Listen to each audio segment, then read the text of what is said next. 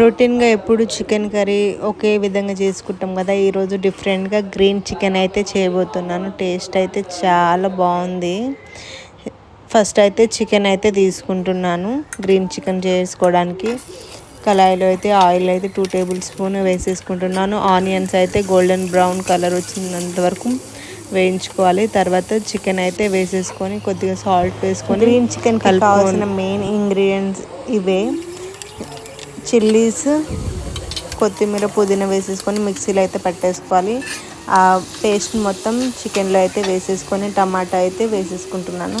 కొద్దిగా ధనియాలు, కసూరి మేతి, కరివేపాకు వేసేసుకొని అయితే కలుపుకోవాలి. అయితే టేస్ట్ ఫ్లేవర్ బాగుంటుంది. ఆల్రెడీ చాలా వరకు చికెన్ అయితే కుక్ అయిపోయింది. కొద్దిగా వాటర్ వేసేసుకొని అయితే కలుపుకొని కుక్ అయితే చేసుకోవాలి. లాస్ట్ ఫైనల్గా అయితే గరం మసాలా వేసేసుకొని తిప్పేసుకుంటాం.